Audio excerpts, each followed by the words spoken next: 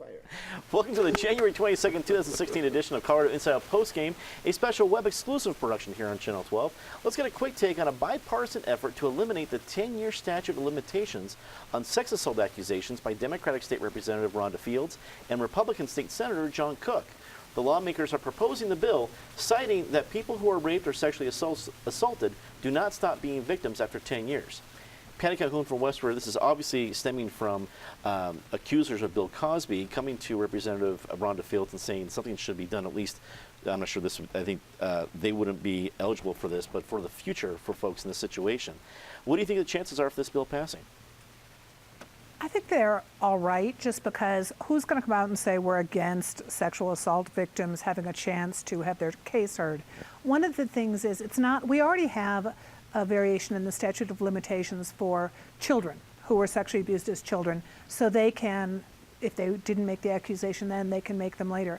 What we also have now is more evidence, more ability to really go through evidence, and I think that's what John Cook is talking about.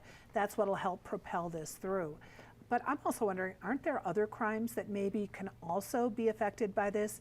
If now we have better ability to study evidence, why just sexual assault? Why aren't there some other crimes where we should raise the statute of limitations? Todd Shepard, editor of CompleteColorado.com. You have a bipartisan start to this bill. You have a high-profile case, I guess officially now, Philadelphia official case, becoming a part of it. Do you think it has a strong chance to get further in the Colorado legislature?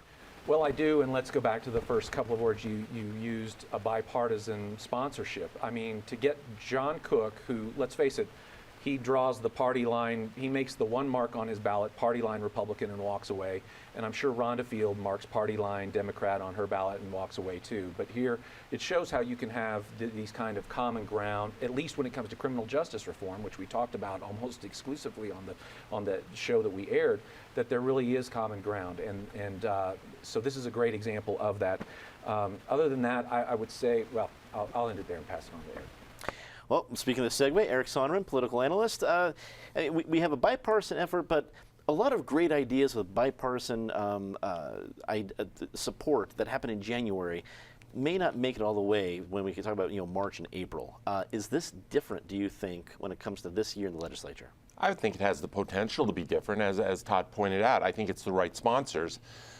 First of all, you have a potent Democrat in the House, which is run by Democrats. You have a potent, respected Republican in the Senate, which is run by Republicans. They both have very substantial law and order credentials, one as the penultimate mother of a victim, one as a former sheriff of a major Front Range county. So I think they're both respected in their own caucuses, and more than that, I think it ought to make it. We can argue as a society or even around this table about various issues. Is there indeed an epidemic on college campuses? Should due process and burden of proof standards be waived on college campuses? You can argue about a whole bunch of those kinds of issues.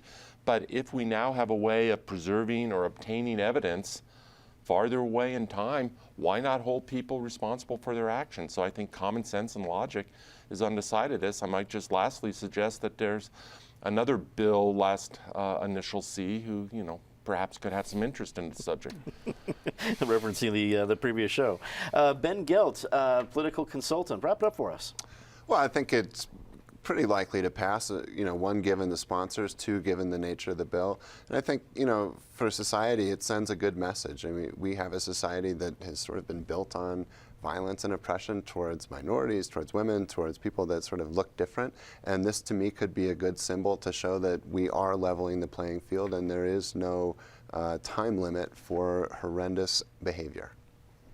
That is all the time we have for Colorado Inside Out postgame this week. Leave us a comment. Tell us what you think. For everyone here at CPT12.org, I'm Dominic Dezzutti. Thanks for watching.